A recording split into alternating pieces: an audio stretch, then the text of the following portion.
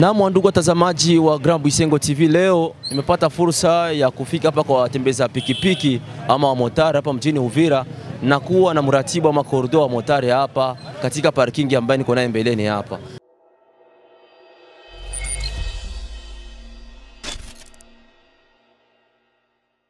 Mratibu, jambo sana ndugu yangu. Tunajua wewe ni kordo wa watembeza pikipiki, inaitwa association gani kwa tungetaka kujua? Hii inaitwa Association CNPP Lauda. Kwa urefu unamaanisha nini? Inamaanisha muungano wa motari kwa kusaidia wa motari. Asante kabisa. Sasa tukitaka kujua association imeanza kutumika tangu wakati gani? Association imeanza kutumika tangu mwaka wa 2018. Na kwa sasa imeshakuwa na wanamemba wangapi kwa kuhesabu tu hesabu za karibu? Tuna wanamemba wengi sana, zaidi hata ya 2000 persons. Ndio. Asante sana kabisa.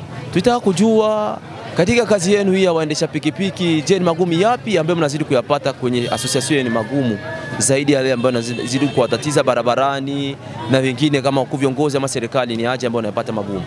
Ndio, sisi waendesha pikipiki kama viongozi waendesha pikipiki tunaweza kulalamika kwa serikali kwa sababu unajikuta mtu anauza moto ya mwezi mmoja. Yaani barabara tungeomba serikali tusaidie kwa kutusaidia kwa sababu ya barabara inadika sana, kwa sababu unajikuta moto ya mwezi mmoja inakuwa sasa vile moto ya miezi 8.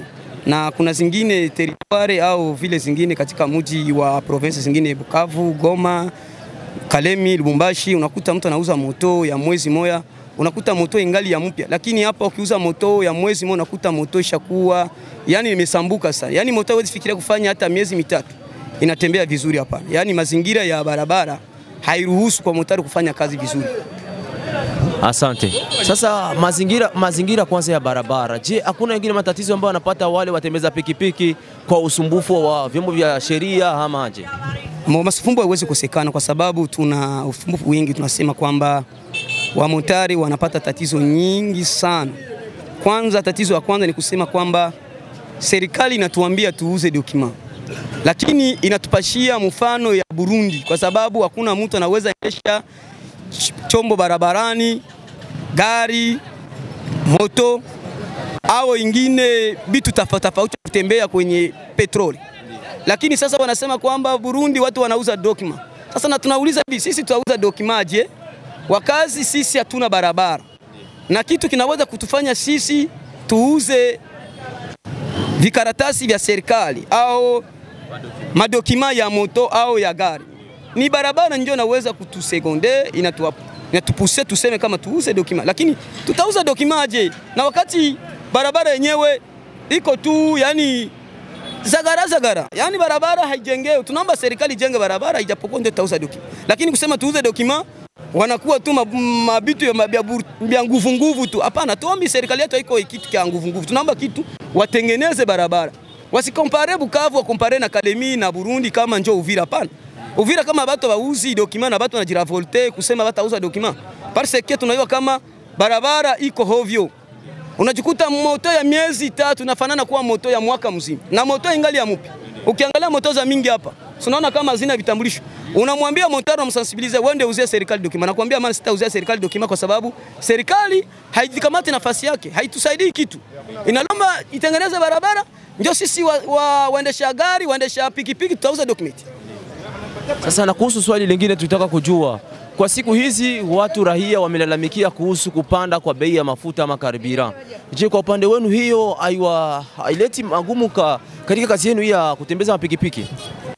Unajua kwamba tangu vita vimeanza Arisi ndio sababu mafuta imepanda bei sana. Na ijapokuwa serikali ya Kongo imepandisha taxe sana ku province national kwa sababu wale wa baro wanauzaka petroli, wale wa manageri sehemu wanaenda uza petroli imepanda sana, ndio sababu wamepandisha mafuta sana.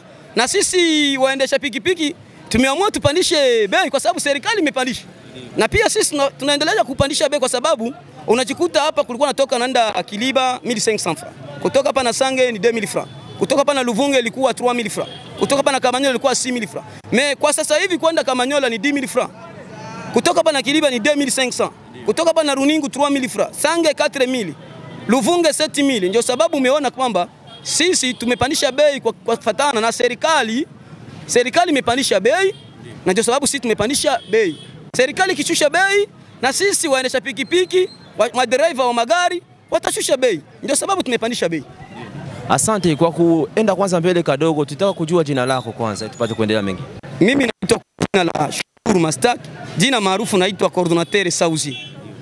Asante, kuna mengine ambayo tutaka kujua kuhusu hii nafasi ambayo mnaikalia hapa. Tutaka kujua inaanzia wapi parking yenu na inapatikana avenue gani, kwa sababu hapa tuko katika mji wa Uvira, jimboni Kivu ya Kusini. Inapatikana nafasi gani ili watazamaji wapate kujua? Ndio, unajua kwamba hii sio parking. Ni sehemu ambao watu wamejisaidia. Na serikali ya Kongo wakati ilikuwa nagawanya manafasi za kufanyia biashara, haikujitayarisha kwa kuacha nafasi viwanda vya parking na viwanda vya soko. Samahani kwa kusema soko kwa sababu siko kwa mambo ya soko. Ndio sababu umeona kwamba watu tunasema kwamba ni kujikwesen. Yaani tunaishi na watu wenye madepo zao za manguo vizuri na tunatengeneza hapa mazingira mazuri. Ndio sababu tunaishi hapa, tunafanya kazi, lakini serikali ijiandae ni tufanyie mapasho ya sisi Wakongomani kwa kuuza vitambulisho ili tutayarishe sehemu ambayo tunaweza kuwa tunatia parking. Kama kwa mfano ile sehemu walitia wasoda, haikuwa nafasi ya kupashia wasoda, ilikuwa nafasi ya kusema parking zote za vile ya Uvira ziende ziikale pale. Lakini kwa sababu unajua mwenyewe shida za Kongo, kwa sababu Kongo ina matatizo mengi sana. Na hatujui nani anaweza kutatua shida za Kongo, kwa sababu ndio sababu nakwambia hivi, hii ni parking ambayo mimi nimeangalia, mimi ndio Sauzi. Ukiangalia hapa kulikuwa kuipata hii parking, nimefanya kazi ya jitihada sana na nimetoa mwanga kwa kuwa hapa. Na sisi watu wengi wanapita hapa wanasema ile parking wale wa vijana waliipata aje? Hapana, sio kuipata, tumeipata aje. Ni kwamba mtu akikuwa ametembea na karudia nyumbani kwao, anafikiria kwamba kuleta mawazo mazuri ya kusaidia nchi yao na mgini wao. Ndio sababu watu wanasema kwa nini nakaa pale? Sasa nimeleta mawazo yangu. Unajua kama mimi ni visionnaire, nimeleta kwanza mambo kujenga soko. Nimeona soko Mulongo amebeba, nimeanza tena kufikiria kufanya hii kazi ya kimotari. Na ndio sababu unaona motari wanaishi hapa. Sisi tunafanya uchunguzi wa kuangalia pikipiki ambayo inaweza kuibiwa. Tunaangalia pikipiki ambayo haiko registre na tunaendelea kusensibilize wa motari kukuambia kwamba serikali inawahitaji kwenda kuwauzia document kwa sababu ili ya kuandaa maisha yenu ili mkue vizuri sana. Naweza kuonesha mpaka tutembee kidogo nikuoneshe mpaka ya parking. Ana hii parking. Ndio. Tunafanya mazingira mazuri hapa. Lakini baada ya kufanya mazingira mazuri tunaona jinsi vitu vinaendeka hapa. Ndio wakati tunasema na mtu anamwanga uchafu. Ndio. Hafanyi mazingira. Unaona kwamba pale wanafanya mazingira mazuri pale. Sasa mimi nitakuuliza kwamba hii uchafu iko hapa na hapa wamefanya mazingira mazuri. Wewe umeona kwa macho yako imaanisha nini? Inamaanisha kwa nafasi ambayo umeacha tu uchafu. Sawa. Lakini sasa umejikuta kwamba sisi tunafanya mazingira hapa mazuri sana. Tunamwangia maji, tumetoa uchafu, lakini kwa muda huu sikuwa hapa, nilikuwa safarini kwenda kutafuta moto ambayo ilikuwa naibiwa. Na parking imeanzia hapa. Na baza ya parking imeishia kwenye avenue Kale. Yaani avenue Mulongwe na avenue Kale. Na pia ingine parking ya magari inaanzia hapa mu avenue Mulongwe mpaka pale Kukilalo. Yaani hii sehemu yote ya ngambo ya juu, ngambo ya chini ni sehemu ya Association CNPP labda. Ndio inahusika kuangalia hii sehemu. Na kutaka kuambia watu, unakuta kuna wamotare wengi wajui sheria kikazi. Na sisi tunaendelea kuambia serikali tusaidie, kwa sababu unakuta washoferi wengi wamevaa vibaya, lakini tunaendelea kuambia kwamba shoferi anapaswa kujistiri vizuri, avae viatu vya kufunga miguu ili kwa kuandaa maisha yake, ili kusitiri maisha ya mteja, kwa sababu hata mapapa yanaweza kuleta riske kwa kufanyisha aksida. Na tumeendelea ni kuonesha mwisho wa parking yetu, kwa sababu tunaona pikipiki kwa ambazo zinakaa hapa zinafanya kazi nyingi sana. Na sisi tumetaka kuambia serikali, tumesikia kwamba ndio assurance tukataa isingie barabara, kwa sababu ina haki ya kuingia kwenye barabarani kufanya kazi zao.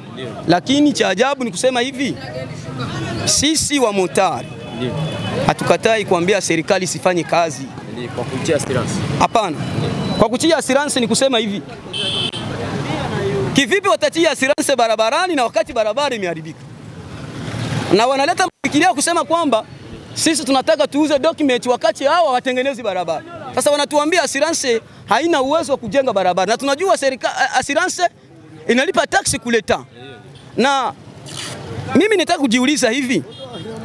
Mimi ningeuliza wakubwa wa nchi hii, kosa gani watu wa Uvira walifanya kwa kutujengea barabara ili sisi watu wa Uvira twende tujirekebishe, tujue kosa yetu iko wapi kwa kutokujengea nini barabara.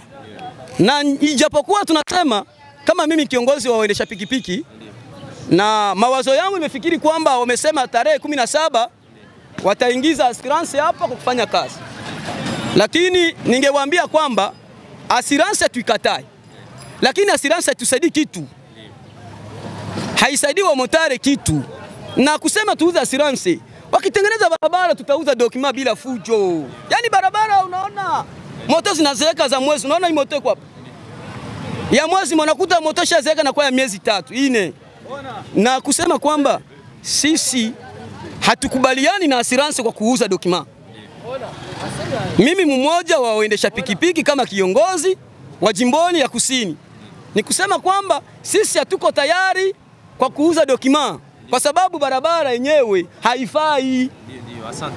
Na tutaka kujua yengine madhara ambayo magumu ambayo mnayapata vile vile katika kiafya, kwa sababu kazi yenu inaomba naona mnatumia katika barabara, angalau hata kama wajajenga barabara kuna vumbi, na ile vumbi huwa inaleta madhara ya kiafya. Je, mnaonaje kuhusu hayo? Sasa unajua kwamba nimekuambia kwamba wamotare wengi hawazai tena watoto wawili. Kuna wamotare wanashindwa kuzaa na wabibi zao. Ndio. Yaani kuna vitu fulani katika nyumba ya mwendesha pikipiki, ndani ya chumba anashindwa kwa sababu barabara imezungua watu. Na kuna wengi wamegonjwa magonjwa isipowezekana kwa sababu ya hii barabara. Na nchi gani unaweza kuwa mtu anaishi hivi? Mimi nimekuuliza na wewe swali. Ndio. Nchi gani umetembea Burundi? Unatupa example ya kusema kwa Rwanda watu wanauza document. Sasa unatupa mfano wa Rwanda na Burundi. Burundi imeeneza vitambulisho, imeeneza condition ya nchi. Lakini sisi hatuenezi condition. Ndio sababu nimekuambia wamotare wanagonjwa wengi. Unasikia kisi wanakoa hapa. Wanagonjwa kwa sababu vumbi iko mingi. Ndio. Unaona hata hii depo hapa. Lakini zingine hicho usikutana vumbi hapa depo hapa. Unakutana wanafanya cement, huyu mwenye hapa anajenga hapa, anasaidia serikali. Ni serikali ndio inaweza kuanza, kisha sisi wa raia na sisi tujitahidi kufanya nini? Kuendelesha mboreji wa kazi wa nchi na kufanikisha maendeleo hapa vijijini kwetu. Ni sio vijijini, hii ni vile tena. Lakini kwa sababu serikali imetufanya kwamba sijui nisemaje, cha kulalamika sana. Ni kuambia assurance hatujakubaliana kuingia barabarani. Hapana, hatujakubaliana. Assurance tuambie kazi gani inafanya barabarani, dokima tunauza inasaidia nini. Wakituambia sisi tunaweza kukubaliana. Na kama wanafikiria kwenda kuongea na zingine maasosiasio zile wanajiita wale njoo walikuwa wa kwanza, aseme nitaongea na asosiasio fulani njoo ilikuwa kubwa hii, lakini zingine zote siwezi kuhusikana nazo kwa sababu hazina sauti. Mimi kama vile kiongozi waendesha pikipiki bondeni mwa mto Ruzizi, Fizi, Shabunda, Mwenga na hapa Uvira, nimesema kwamba kukamata hii kazi nimejitoa maisha yangu kwa ajili ya wamotari. Na assurance haiwezi ingia kabla hatujakubaliana. Tukikubaliana na assurance ndio sababu ndakuita tena ni fair kuambia wamotari kama kila kitu kiko sawa.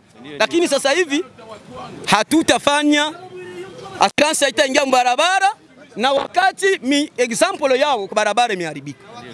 Sisi hatufanyi hiyo kazi. Kama watafunga moto za Uvira na Fizi, lakini moto za Plene sisi tukubaliani nazo. Na kuambia aja wa leta wa Transcom, sisi hatukatai Transcom isifanye kazi, kwa sababu wanasema mimi Sauzie na katala Transcom isifanye kazi. Hapana, mimi sikatai, ila Transcom ifanye kazi ambayo inahitajika kufanya. Na kama Transcom inasema leo tutaingia mbuklaje, inaweza fanya buklaje. Na kama Transcom ikifunga mtu, ifunge mtu, lakini sifanye kama vile tunasema 13. Inaambia motare huyu nipe 2000 3000 anamwacha kisha nafunga huyu. Hiyo ni tatizo. Hiyo ni tatizo. Ndio tatizo umeona imetokea hapa siku ya kwanza. Kuna watu ambao wamekamatiwa na Transcom. Lakini kuna wengine wameachiliwa mbele ya Transcom kwa pesa kidogo tu amemwacha. Sasa ule mwingine akaona kama huyu ameachiwa, atakasirika. Na ndio vita vinaanza hapa. Lakini ukisema kwamba mimi nakuja kufunga moto, sitaki rushwa, unachukua. Lakini nimesema hivi, sisi hatuuzi dokima wakati barabara inaharibika. Kuja angalia barabara. Tunaona si barabara hii? Ndio. Sasa niambie faida ya kujenga barabara, ya kuuza dokima. Mimi nimekuuliza. Unaona ile gari pale? Gari imesambuka kwa sababu barabara ni mbaya. Hatuuzi dokima wakati serikali yetukamati nafasi yake. Serikali ndio baba yetu. Na ukazaa mtoto na mtupa, unafikiria kwamba kuna siku atakusaidia? Nimekuuliza sasa swali na huyu. Umezaa mtoto kwamba kuna siku atakuja kusaidia katika uzee wako. Sasa serikali ya Kongo haikutuandaa.